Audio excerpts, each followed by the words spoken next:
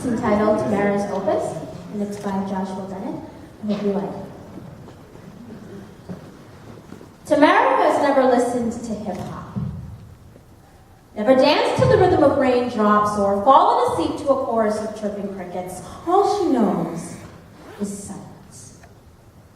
A lonely Long Island apartment as quiet as a premature infant dying before it takes its first breath. She has been deaf for as long as I've been alive. And ever since the day I first turned 5 and realized that my sister cannot sing happy birthday like all my other friends and family, I wondered why. Things had to be this way.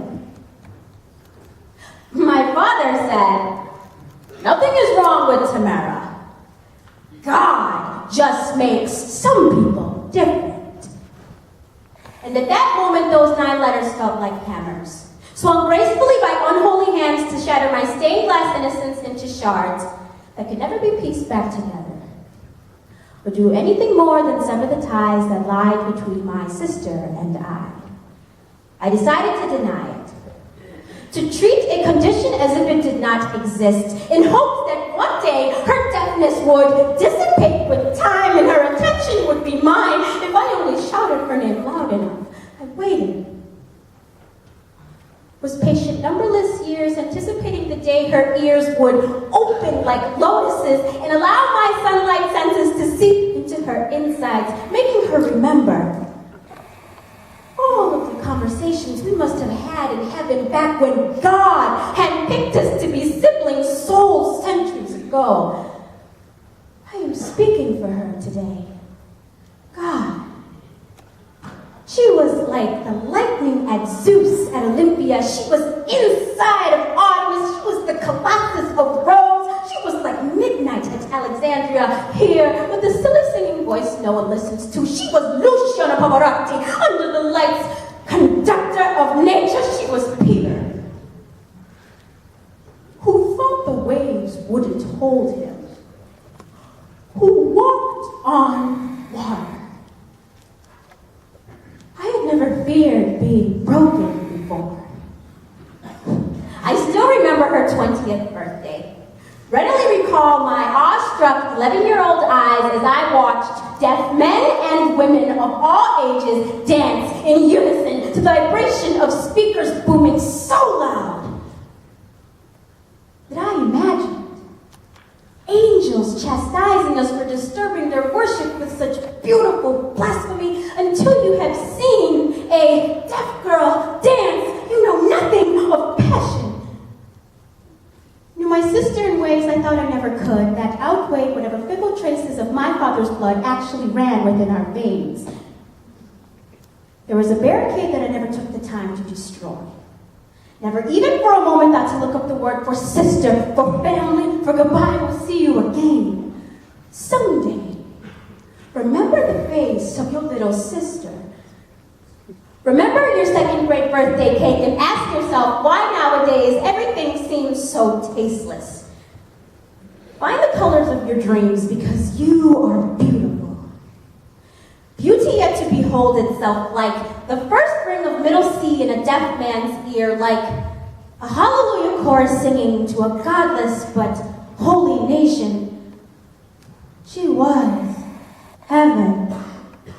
Her hands were miracles waiting to save the life of someone with the backbone of Demeter and the heel of Achilles. You have the eyes of God herself and the palms of an empire who knows its future because it knows its past.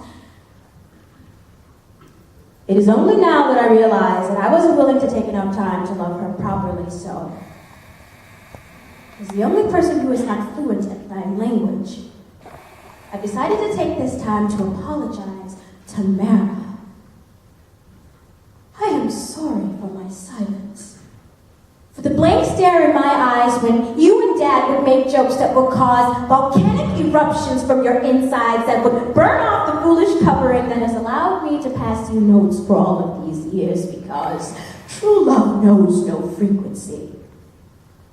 So I will use these hands to speak volumes that can never be contained within the boundaries of sound waves. I will shout at the top of my fingertips until digits dance and relay these mental messages deep within your soul. I know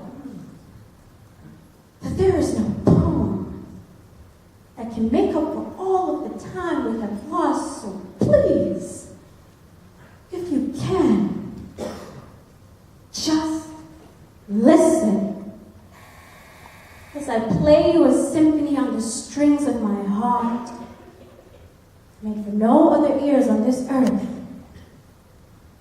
but yours.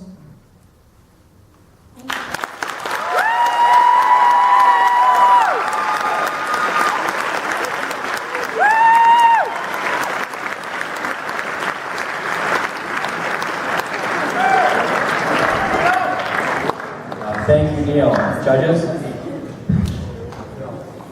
Neil, that was awesome. You made words and music, and that's not really easy to do. And it was very well done, and as choir students know, I heard every word, and that was fantastic. Thank you.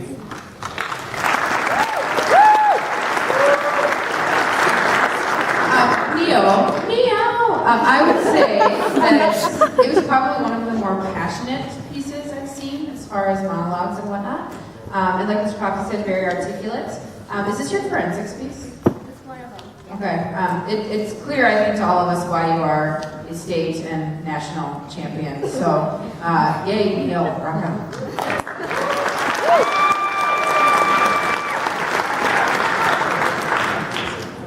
Neil, it's always a pleasure. You have a smile that lights up a room, and like tomorrow, God just makes some people different, and they make a difference. You have the ability to paint a beautiful picture with your voice. Bravo.